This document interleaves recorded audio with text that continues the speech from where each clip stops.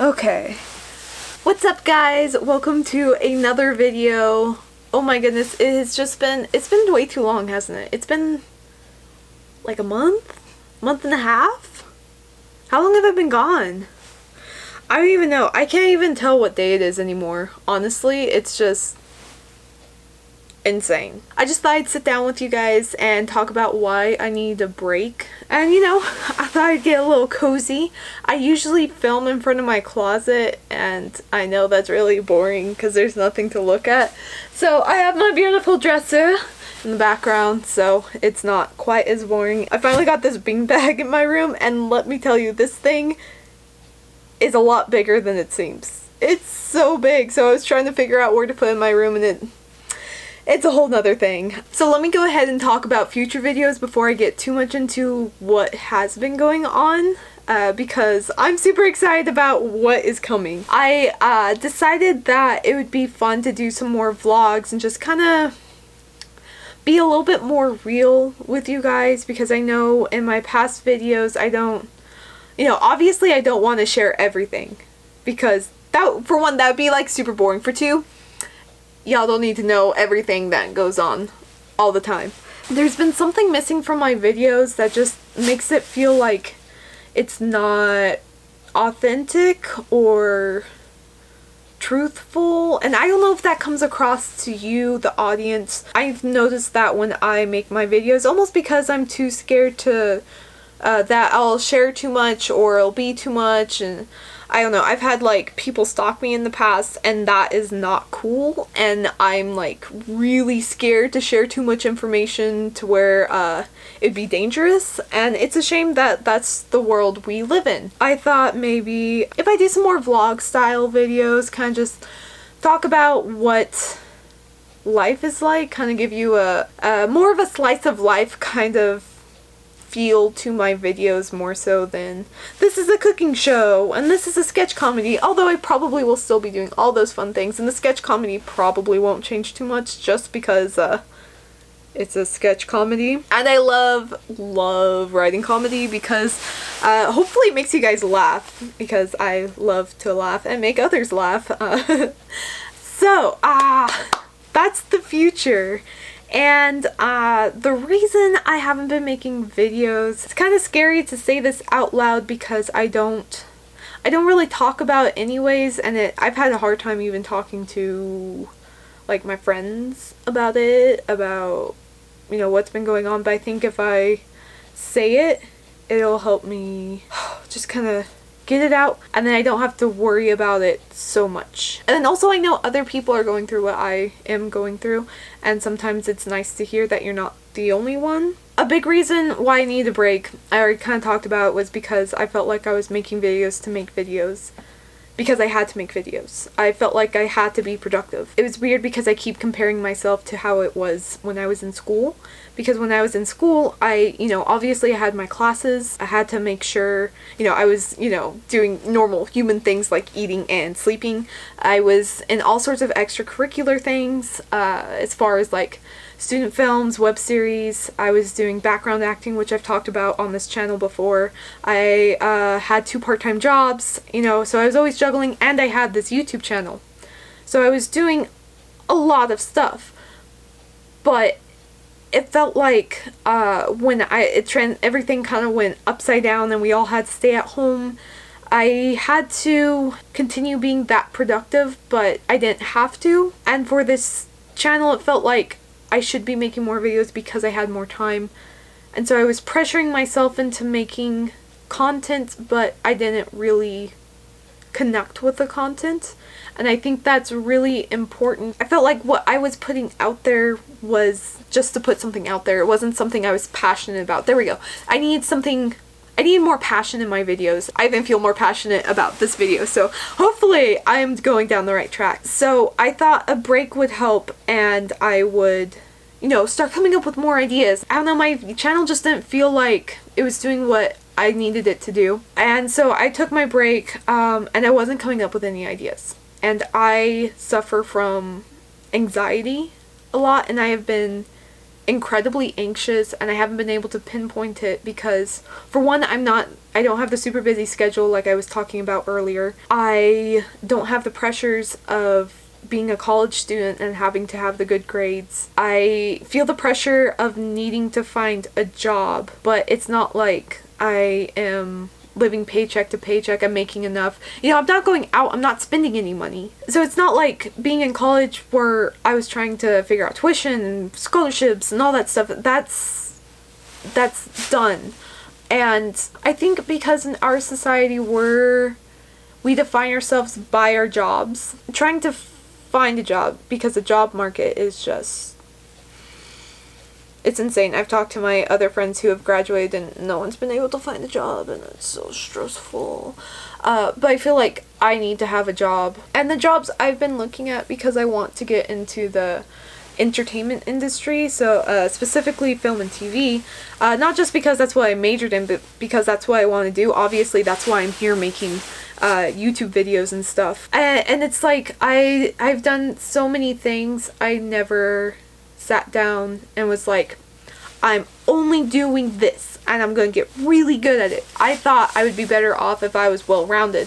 So I made sure I had plenty of technical knowledge of theater, technical knowledge of film and TV. You know, I've been doing my photography. I'd constantly be working on my writing skills. Graphic design was something I would always play around with. Different art styles with different mediums, whether that's pencil and eraser, ink, paint, colored pencils. But I never, you know, was like, I'm going to be a photographer and I'm only going to focus on my photography and make sure that's super good. So it's like I don't have enough experience, and that's what's coming back when I get letters from like jobs. It's just that I just don't have enough experience to fulfill what the qualifications, essentially. I guess that also kind of makes me anxious, but those aren't necessarily jobs I want. I've been looking into a lot of like assistant positions, that way I can kind of work myself up.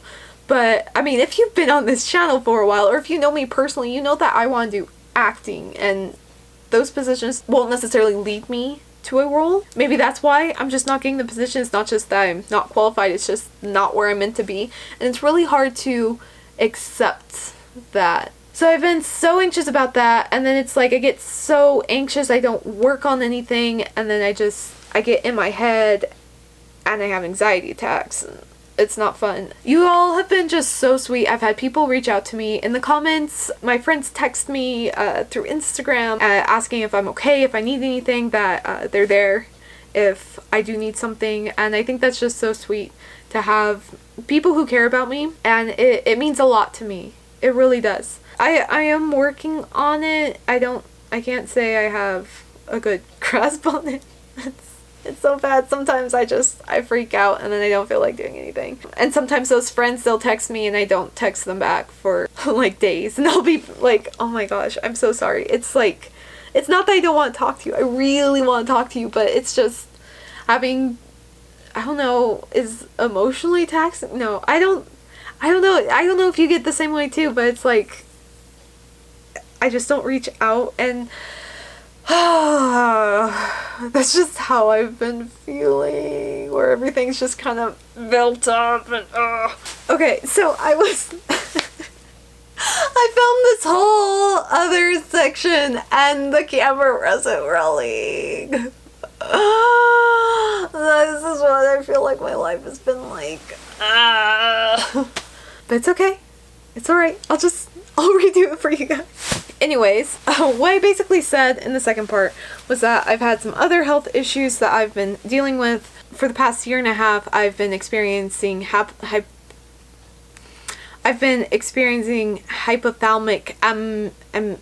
amenorrhea. Hypothalamic amenorrhea. I can't say the words, so I'm going right here. Future me when I'm editing. It's, but I'll just call it HA. It just basically means I haven't been having my period for the past year and a half, and usually most women experience this because of a combination of not eating enough, over-exercising, and stressing out, which completely makes sense because a year and a half ago, or 2 years ago, a year and a half ago, I was working out at least 5 times a week, barely eating like maybe 900 calories a day, which you should be eating at least 2,000 calories a day. 1,200 calories at the very least, but you shouldn't be eating that anyways. But also I was like super stressed out, so I obviously fit into that category, and I brought it up to my doctor, and my doctor's always just like, oh no, you're good. And I'm like, what? No, I'm not okay. I know I'm not okay. I don't feel like I'm okay. So he ended up running some blood tests, and he was like, I don't know what's going on. You seem fine. So I went to another doctor, and they're like, I don't know what's going on. And I'm like, I know something's going on. So I went to a gynecologist, and that was like some whole thing, because the first couple times I went there, I was seeing the nurse practitioner, who, even though she wasn't the doctor, she was absolutely wonderful. She sat down, she talked to me, she explained everything, answered all my questions, was very respectful. She ran a couple tests, and then had some good outcomes, so I could figure out where I need to go. And then all of a sudden the doctor decides she's gonna take care of me, and I'm like, okay. So she runs even more tests and doesn't come up with any conclusions. Every time I went in, it was just like, you need to run this test, you need to run this test, you need to run this test. It was like we weren't getting anywhere. But then I was like, okay, this is just the process. You know, everybody is different, and this is just how it is. So I felt like we were starting to make some headway when another doctor comes in. It was like, no, I'm going to take care of her. And he runs the exact same tests, and these tests are not cheap. I couldn't afford them anymore. So finally I was like, okay, fine. I guess I'll figure this out on my own.